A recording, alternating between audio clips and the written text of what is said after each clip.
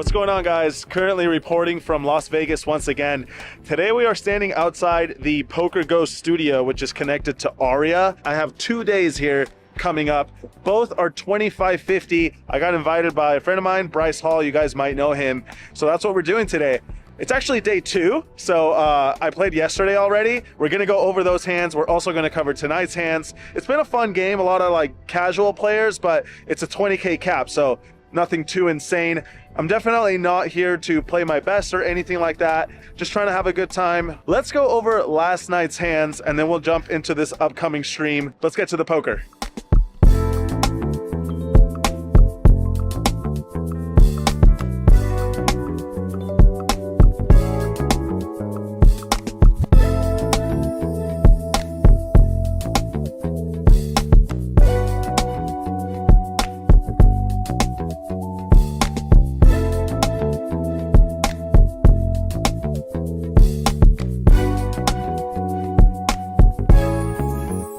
All right, guys, here we go. Playing some 2550 with some familiar faces, Rampage and Wolfgang both in the mix, as well as some other popular guys. In this first hand, there's a raise to $300. There's a $100 straddle on this hand.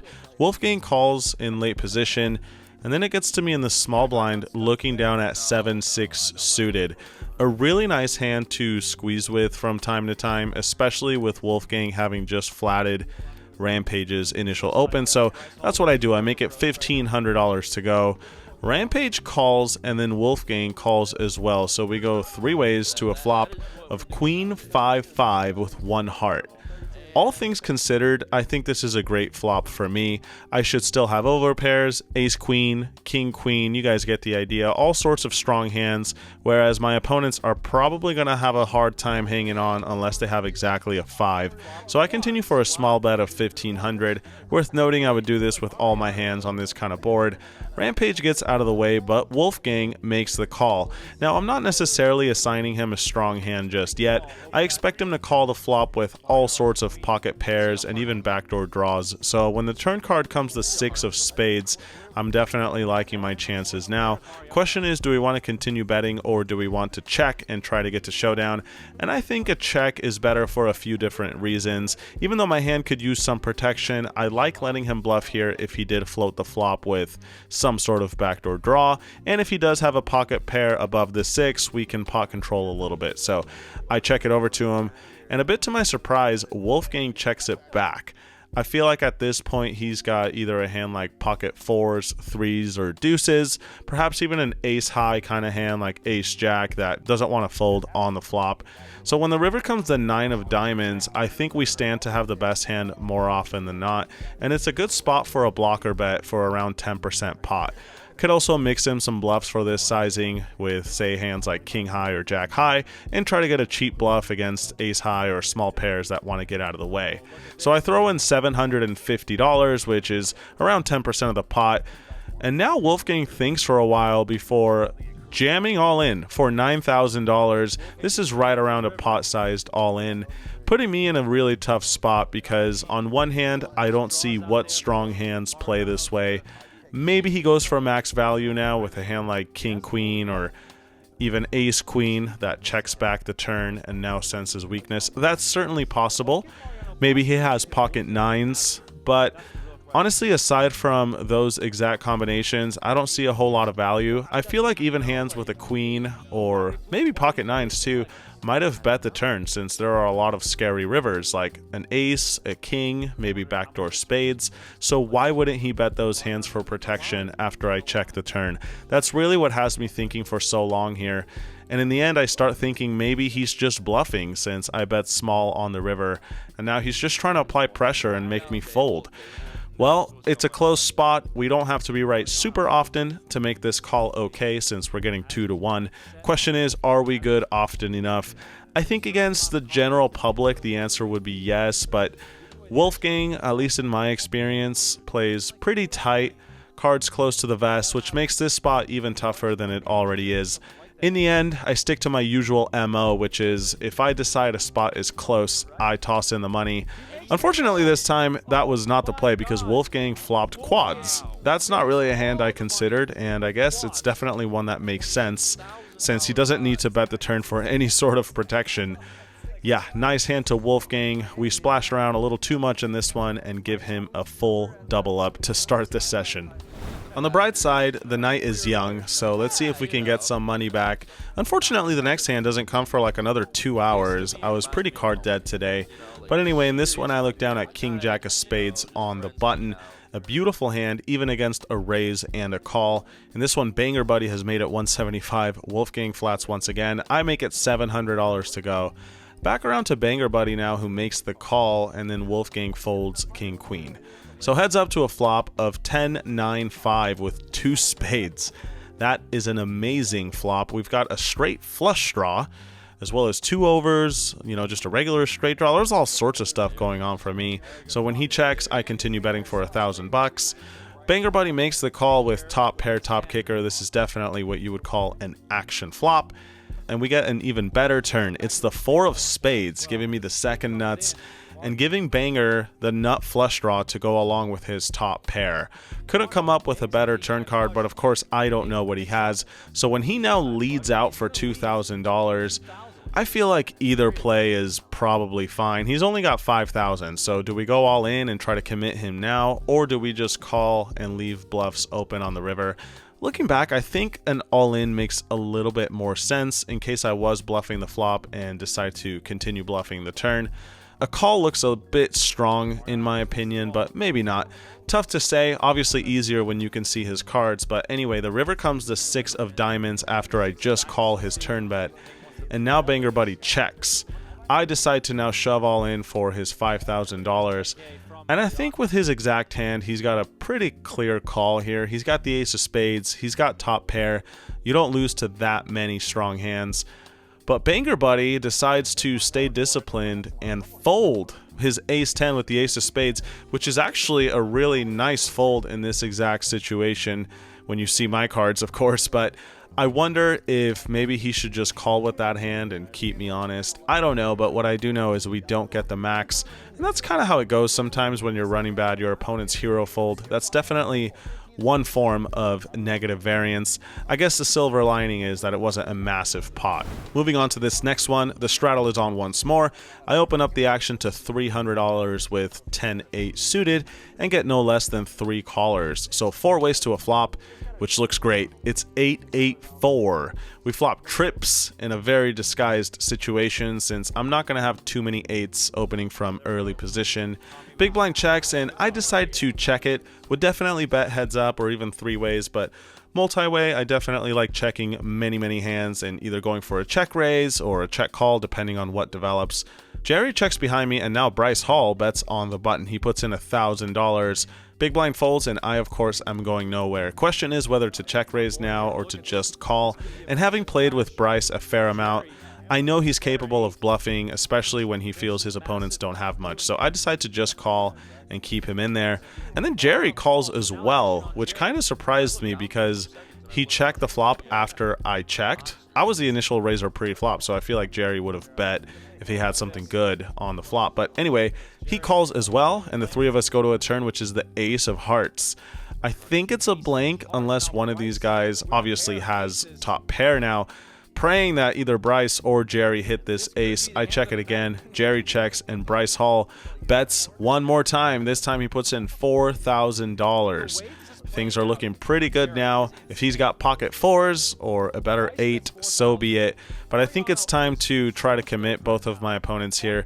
Neither of them have too much left. The pot is 8,300 and Bryce has 7,200.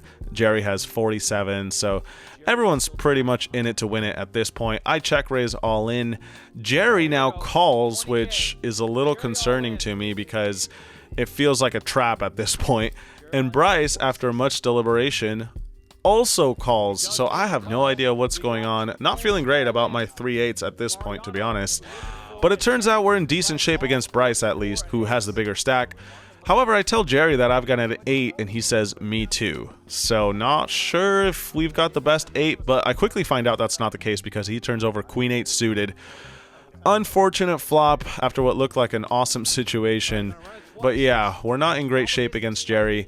At least we have Bryce dominated, and when you do all the math between side pots and main pots and 2 runs, it turns out we win a little bit of money, around $500 or $600 in the end after it's all said and done. Jerry gets the full triple up versus me and Bryce. And then, of course, Bryce just loses all his chips, which kind of sucks after turning an ace.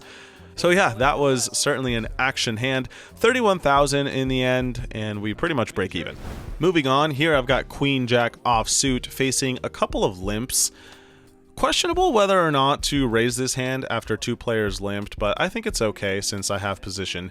I make it $400 to go. Gets to Bryce in the small blind who makes the call, and then Rampage limp calls as well. So 3 of us go into a flop of Queen 7 deuce all spades. Bryce checks, Rampage checks, and I've got top pair on a monotone flop. It's pretty dry besides all the spades, so I think a bet is in order here. I throw in $400, Bryce makes the call, and then Rampage gets out of the way. I'm immediately thinking to myself, Bryce called with Rampage left to act behind him, so I think he's at least got something decent. So I'm wondering whether or not to bet this 5 of clubs after Bryce checks.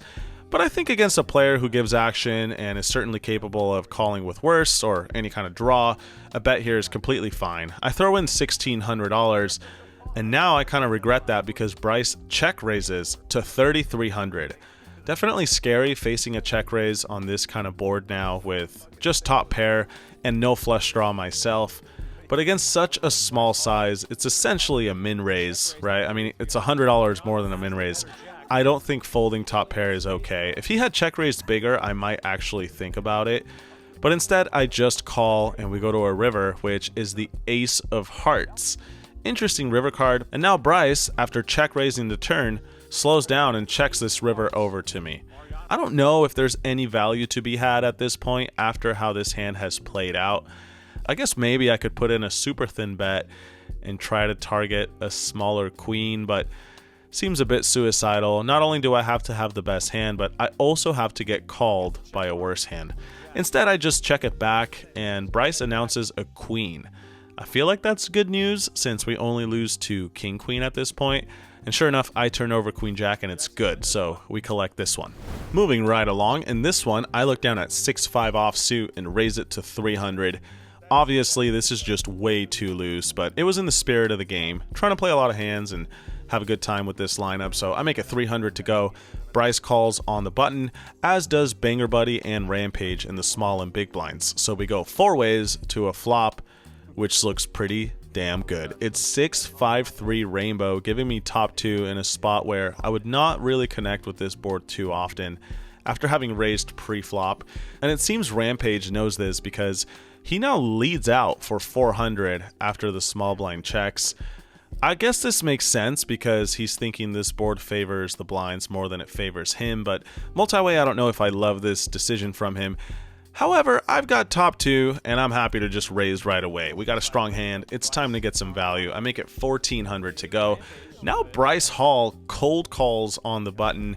He's definitely got to have at least something, but I'm still liking my side with top 2. Back to Rampage now, who also makes the call. So still 3 of us going to a turn, which looks great. It's the King of Spades, an absolute brick. Rampage checks again, and now I'm going to continue betting. He could have single pairs that are going to continue. He could have straight draws, pair plus straight draws. Might even have turned a flush draw now with a few hands. So it's time to size up and get some value. I make it $4,800 to go. Bryce Hall has had enough now and gets out of the way, but when it gets to Rampage, he starts counting his stack. And he's got around 10,000 behind if he were to call this $4,800. I feel like he's definitely either going to fold or go all in at this point, and I wouldn't blame him with his exact hand. Of course, I have no idea that he's turned top pair. Who can blame me, right? How does this guy have a king here? I mean, his exact hand makes sense, but it's very disguised. Instead, he ends up just calling, though, which I found a little peculiar. And now the river comes the 8 of diamonds, which changes pretty much nothing aside from, I guess, now we lose two hands like pocket eights and 8-6. But that seems super unlikely. So when Rampage checks, he's got $10,000 behind. I feel like we have a straightforward all-in now, but it is a little bit risky. He could be trapping with sets. He could easily have a hand like 7-4. That gives me a little bit of rope. I wonder whether he's going to call with a worse hand. I know it seems kind of crazy because I have two pair, but I end up playing it safe and checking it back, a bit afraid that he was slow playing a stronger hand, or simply that we're only getting called by better at this point. That leaves me super frustrated now that I'm seeing this stream, because he had one of those few hands that probably would have called since he only has 10k behind. And looking back, I think this is kind of a blunder since he just doesn't even have that many chips behind. You know, my hand is just way too strong to check back versus how much his stack has relative to the pot size. So I think this was a fairly big mistake, but nevertheless, we do collect this pot and win around $8,600 in the process. Moving right along, in this next one, I put on the double straddle to $200, and now Jerry opens up the action first to act to $600. He's been playing fairly snug. He's first to act, and he didn't limp in, which is something I've seen from everyone at the table so far tonight. So I immediately think to myself, he's got at least a medium strength hand. Bryce Hall calls on his left, and then it gets to me in the double straddle. Looking down at Queen 9 offsuit. Queen 8 off, I would probably fold, but Queen 9 and better, I think it's okay to defend. So that's what I do. I toss in the additional 400, and we go to a flop of Queen 4-3. Kind of sketchy, because if Jerry continues applying a bunch of aggression, are we really just going to go the distance with Queen 9 on this board? Maybe it's time to find out, because I check and now Jerry continues for $1,200. Bryce gets out of the way, but of course with top pair I can't go anywhere just yet. Certainly not in love with the spot already, but here we go. I make the call and we see the 10 of spades on the turn. I check it again, and now Jerry continues. $2,200 this time. And I think to myself, man, I probably can just fold this one right here. But we do beat some bluffs like King Jack, Ace Jack, Ace King, I guess are hands that might bluff now. Questionable whether or not he would play those hands this way. He might just check the flop with those or check the turn. I don't know. I've never really played with Jerry, so I think either decision is probably acceptable at this point. I decide to call, which I'm not really in love with, but I guess in this kind of game it's okay. And we see another 10 on the river. I check again, and now Jerry bets $6,000, which immediately makes me curious, because wouldn't he be afraid that I have a 10 somehow, like say 10x of clubs? Maybe I'm slow playing some sort of Queen 10 type of hand. I don't know. I mean, personally, if I were in his shoes, I would bet an overpair or even a queen for value at this point, but I'm not sure that he would. I mean, a lot of these players don't go for 3 streets, especially when the pot gets big, if they just have a single pair, even if it is an overpair, you know? So I kind of get suspicious now. I think it over for a few minutes and eventually decide to just let this one go. Even though it's a close spot, I guess he's probably not bluffing often enough for me to toss in this $6,000, but I did think it over for quite a bit because I feel like it's close now, given that he's betting on this board pairing river. But anyway, I let it go, and then everything makes sense because he flips over Queen 10 suited. Yeah, a full house is definitely a hand that would continue betting for value. Nice hand, Jerry. He's having a good night. This one goes to him as well. And with that, we arrive at the last hand of this first stream, but stay tuned because we're going right into stream number 2. Anyway, because this is the last hand of the night, there's a bunch of straddles. I think the 400 or 800 was on this hand. I don't really know. What I do know is Banger Buddy is all in from the small blind for 3,100. Now, I'm going to blur the cards this hand because you guys can be in my shoes for this one. It gets all the way to me in the double or triple straddle or something, and I decide, in the spirit of this game, to call blind for 3,100. Mainly thinking to myself, if he's got Ace King or King Queen, even a medium pocket pair, we're never in that terrible of shape, even with 2 random cards. We're probably like 60-40 underdog, maybe 70-30, depending what he has, and I'm okay with that. You know, giving up a little bit in exchange for a good time is totally fine by me in this kind of game. So I am in there blind. You guys don't know what he has. You guys don't know what I have. This is more fun, right? Anyway, everyone else folds. Banger Buddy asks to run it twice. I say no problem. And here we go. The first flop comes out 5-6-5. Turn is another 6, and then the river's a 7. No idea what we've got still. Second board is 3 deuce 7 all hearts, then it's a 4 and then a 6 of hearts. So 4 hearts out there. And it's time to find out where these chips are going to fall. I'm pretty happy with these boards. All these low cards probably favor me since I called blind. And you know, he looked, so theoretically he should have like the big picture cards, right? Well, it turns out we have the best hand all along because I flip over an ace and then a 4, suited as well, which is damn good for a blind hand. And then Banger Buddy shows Queen Jack of Spades, which I guess we had dominated all the way. Sure enough, he never improves on either board, and we collect this final pot. $7,400 headed into our stack, which certainly alleviates some of the run bad tonight. Pretty funny ending to this particular stream. Anyway, let's move to the following day. All right, here we go. Once again, playing 25-50, 20K cap, something I forgot to mention earlier. So I'm in for 20K, and we are underway. In this one, Jerry raises to 125, and then Chino re-raises to 300 on his left. Doesn't seem like the strongest line so far from either one of these guys, so when Sam calls and King Cap calls as well, I decide to spring into action from the button with a suited ace. Granted, it is the smallest suited ace available, but it's still a very playable hand in position with some removal to strong holdings. So I make it $1,300 to go. Chino makes the call, Sam makes the call, and King Cap also makes the call. Off to a flop, which comes down ace 9-8. Not a diamond in sight, but we do have top pair, and this is the exact issue with playing these sorts of hands, is even when you connect, are you really that happy about it? Well, let's find out. It gets to me, and I bet $2,000.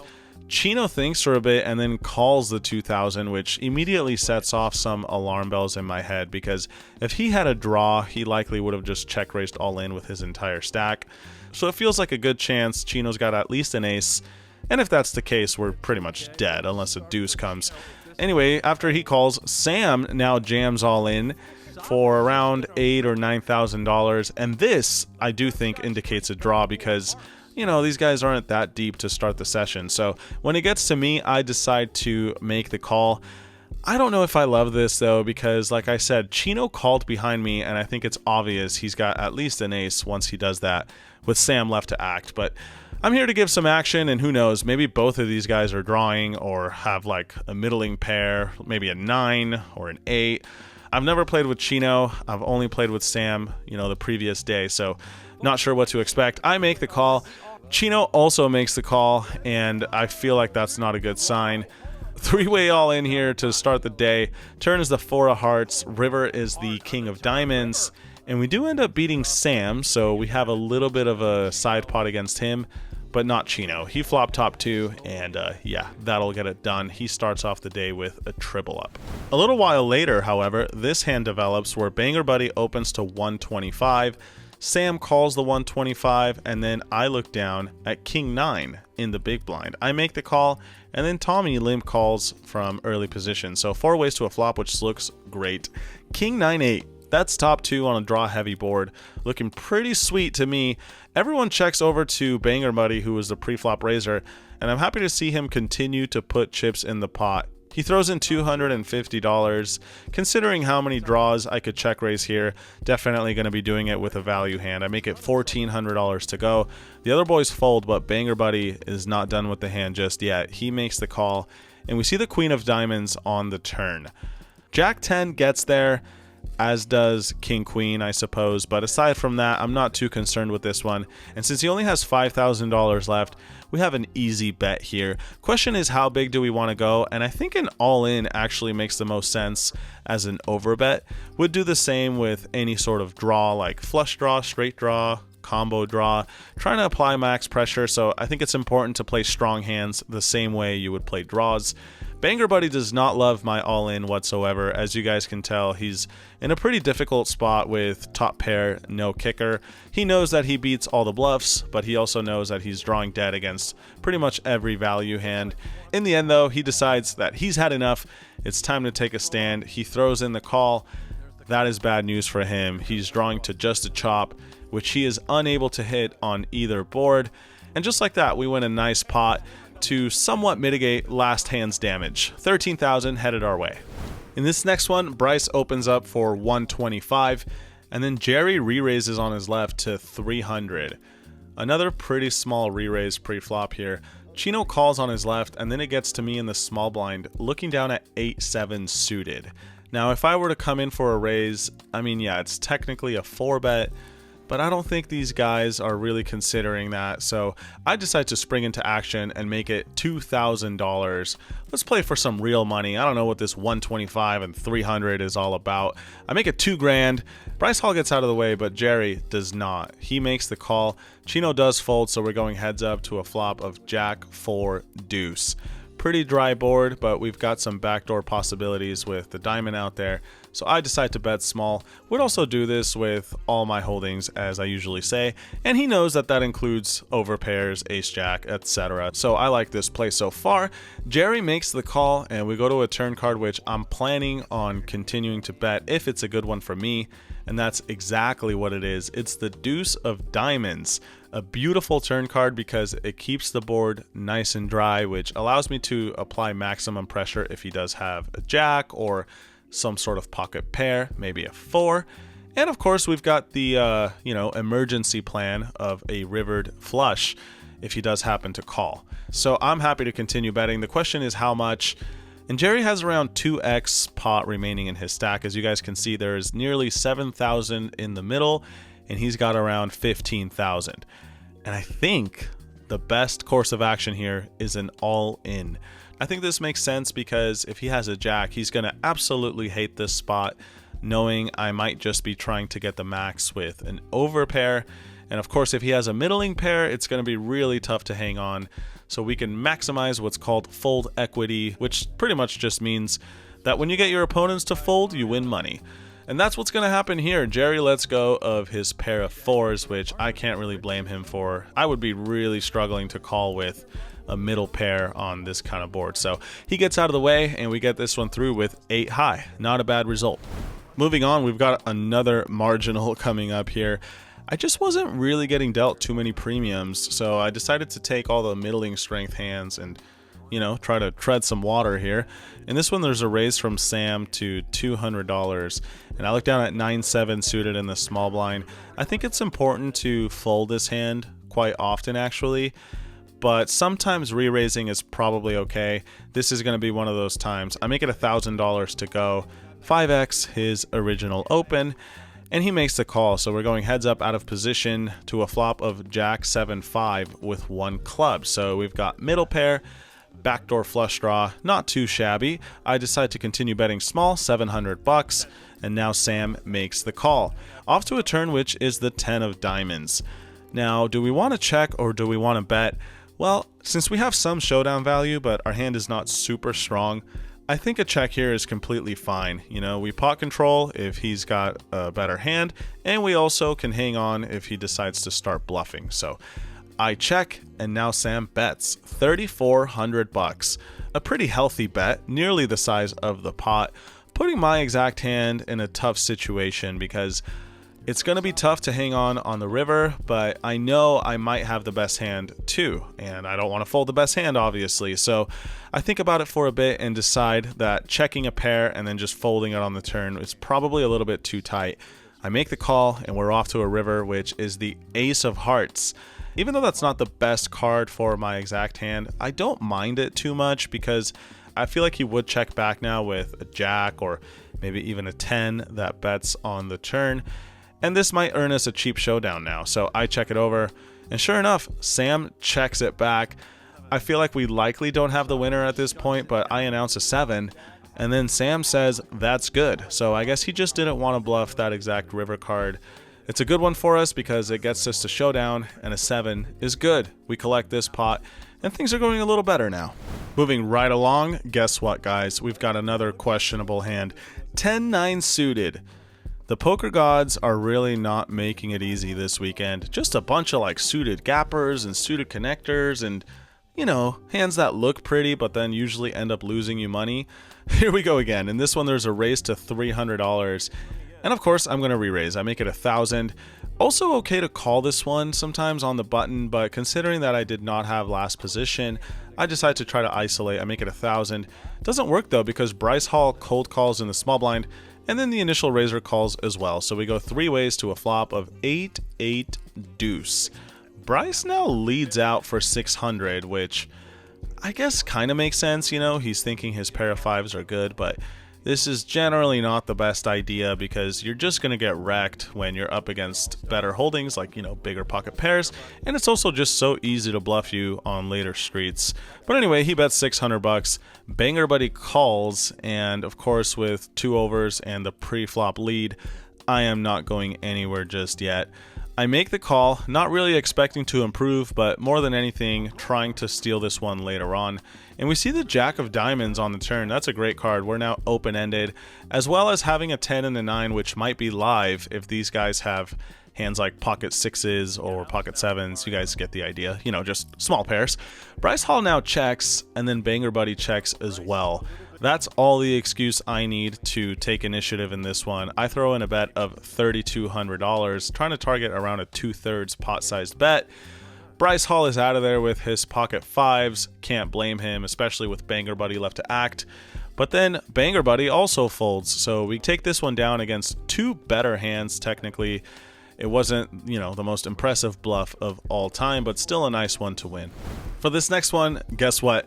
We have 10-9 suited again. I know, I can't make this up. This time we have the heart variety, and also we're up against aces. So this hand will probably not develop the same as the last one. Let's find out. In this one, there's a raise from Jerry to $150. And I'm on the button this time, which I just said last hand is a good spot to call with hands like these. No need to re-raise. But instead, I put the pedal to the metal and make it $500. I'm fully aware that I sometimes don't follow my own advice, by the way, but I'm just explaining what I think a good theoretical approach is. And, you know, I make decisions on whether or not to stray from that depending on game flow, the type of people I'm playing against, mood, you know, stuff like that.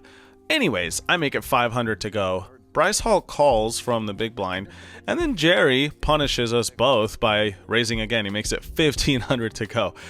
I will say this is a pretty small re-raise. He's out of position, and he's up against 2 opponents, kind of giving us both a good price to continue in this hand, and that's exactly what happens. I toss in the additional 1,000, as does Bryce from the big blind. So 3 of us go into a flop, which is amazing. Jack 8-3. With the Jack and 8 of hearts. So for the second time on this vlog, we flop a straight flush draw. This time we've got the open-ender straight flush draw. And even against pocket jacks, for example, we're not in terrible shape. So I'm immediately loving this spot. But of course, it's not worth much if we can't improve, right? Bryce Hall checks, and now Jerry bets pretty large, $3,000 into 4,500. Against some other sizings, I might raise, but after some thought, I decide to just call because even though shoving all in can't be that bad, right? Because my hand is so sick, I just don't think we have any fold equity at all versus Jerry. I think he's got at least ace-jack, if not better. So instead of, you know, just pumping all the money in, I decide to just call. And who knows, maybe we'll get a free river, and then if we miss, we can end up folding, right? I toss in the 3K, Bryce Hall folds, and we see the 9 of clubs on the turn. This is the spot in the hand where I think we might have earned ourselves a free river if he does check, but that's not what happens. Instead, Jerry bets $5,000, leaving himself only $3,800 behind, and now, more than ever, I think a call is in order. An all-in just makes no sense at this point. If somehow we end up not improving on the river and he jams, maybe we can fold, I guess, with a lone pair of 9s. But anyway, now we've got a pair to go along with our straight flush draw. And of course, it's time to see a river. So I toss in the 5K, and we improve in probably the best possible way. The 9 of diamonds arrives, giving me 3 of a kind.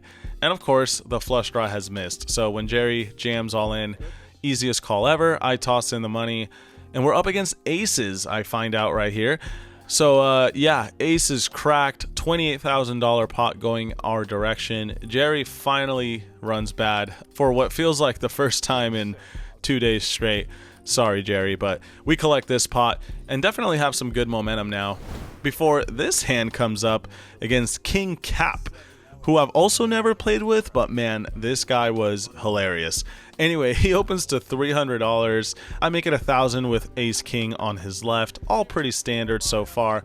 Back around a king cap now, and he makes the call. So we go heads up in position to 10-4 deuce with a few clubs. I've got the king of clubs and 2 overcards. Not much going aside from that, but it's a pretty innocent board, so I like a small bet here. I put in 700. Cap makes the call, and we go to a turn card, which is the 6 of diamonds. King cap checks again, and now I think checking back is fine. We might have the best hand with ace king high, and this turn card is slightly better for him than it is for me, so I knuckle back, and we see the 3 of clubs on the river. So the flush gets there now, and then king cap jams all in. I've got no idea what this is about, because he's pretty much just saying that he has a flush or nothing. Maybe a set, like a set of 6s or a set of 3s, I suppose, would make sense. But if he had a set on the flop, I really think he would have check raised, you know, not trying to get sucked out on. And if he had a flush draw on the flop, I also think he would have raised, simply because he doesn't want to make any more decisions, and he flopped a flush draw, so he might have just raised all in on the flop. I don't know, but what I do know is this is really confusing. I can't assign him too many strong hands that play this way. I don't think a 10 would bet for value now, especially not for this size. And yeah, I just can't really think of too many strong hands. I think what's most likely is he floated the flop with like ace jack or queen jack suited, 9-8 suited, all these sorts of random hands that just don't want to fold. And then after I check the turn, they shove the river in hopes of stealing this one. Of course, the obvious elephant in the room, or maybe not so obvious, but at least to me, is that he just bet way too big to hero call with ace king high here. He's all in for just under $7,000 into a pot that was previously $3,500. So it's essentially a double pot size jam, and that makes my decision pretty easy. We should just fold this hand and then, you know, call with like any 10 or better. It's not rocket science. But that said, much like I've mentioned throughout this entire vlog, I want to give action in this game, and king cap has had a really frustrating couple of days. So despite him shoving for a lot of chips, I decide to stick with the hero call. If we win against a worse ace high or some kind of bluff, that'll be hilarious, and of course a good financial result. And if we give king cap a double up, well, there could be worse things at a poker table. So I toss in the money, and he flips over one of the most unexpected hands, pocket eights, which I have no idea if he's turning into a bluff. I mean, he immediately asks me what I have, so it seems like he's not loving the fact that he got called, but pocket eights are good. That's a pair, and I don't have a pair, so we pay him off very light here, and he gets a double up. I can't really tell what the all-in was about. Maybe he just didn't know what to do and jammed all in. That's probably what happened here, and it works out perfectly for him because I kind of self-destruct and give him the biggest pot of his night so far. Good for you, king cap. Nice hand. Until we meet again, sir, enjoy the chips. And with that, we arrive at the last interesting hand of today's video. This one is a bit of a doozy, so hang on. In this one, I'm in the straddle for 100, and action gets all the way to Banger Buddy, who just limps in on the button. Not a very standard play. Sam also limps in from the small blind, king cap also limps in, and then I look down at king 9 of diamonds. A pretty good hand in position, especially when all my opponents have just limped. So I decide to raise it up and make it $600 to go. Banger Buddy folds the button, and this is where the hand gets kind of weird as Sam goes for the limp re-raise from the small blind. King cap gets out of the way, and now it's back on me facing a raise to $2,800. Now, I know that limp raising from the small blind is a thing, but that's typically only a thing when action folds all the way around to you. This is a bit different because Banger Buddy has already limped in on the button. So in that case, I think raising strong hands from the blinds is the obvious play, and of course limping with weak ones. I don't think Sam is limp re-raising a strong hand here, simply because I would expect him to just raise his own hand pre-flop, and that's not what he did. So instead, what I think is going on here is that Sam is just taking a stand with some sort of ace-high bluff, or who knows, maybe a suited connector. I know he's been watching me raise all night long, Meanwhile, he's been playing pretty snug, pretty quiet so far, and I just got the vibe that he was like, you know what, I'm sick of this guy, I'm gonna limp re-raise and stand my ground. For that reason, when it gets back to me, I think we have a really nice hand to 4-bet bluff with. We have a suited king, we have removal to ace king, pocket kings, even king queen suited, all these sorts of hands, and we can put ace highs in a miserable spot. So not something you have to do all the time, if ever, really, but I decide to rip it all in there and apply maximum pressure. Since he's only got 20k behind, he's already put in like 15% of his stack or something. Unfortunately for me, my read on this situation was wrong, and Sam actually did overlimp with a strong hand pre-flop. He's got ace king offsuit, one of the worst hands we could possibly see, maybe even worse than aces, although maybe not, I don't know. But what I do know is we're in rough shape here, all in pre-flop. I decide to run it just once. Sam gives me the option, and I usually do prefer once. So one time it is, we don't get any help on the flop, not a diamond in sight, not a 9, not a straight draw, nothing. Turn card is the 10 of spades, which at first looks like it gives me a little bit of hope, but then I realize a jack would just give him the nuts, so never mind. We're drawing to just a 9, and that's not what we get. It's the 3 of diamonds, and just like that, we lose the biggest pot of my weekend so far, in a rather unnecessary way, you could say, but of course it's easier when you can see the cards, you see the results, whereas if he folded a hand like ace-10 offsuit or ace-jack or hands like that, I would have looked like a genius. That's how it goes. You guys know how it is. Anyway, that was the last noteworthy hand of this second stream. As always, I hope you all enjoyed, and stay tuned for some final thoughts.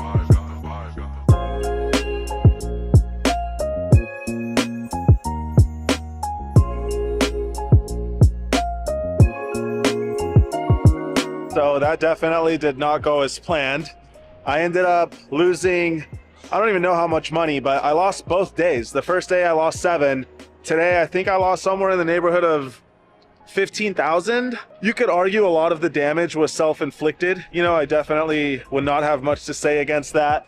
But I think I accomplished the goal in having a good time and not taking the game too seriously. I think they're going to continue doing these 2550 streams like once a month or so. So I might get my chance at redemption.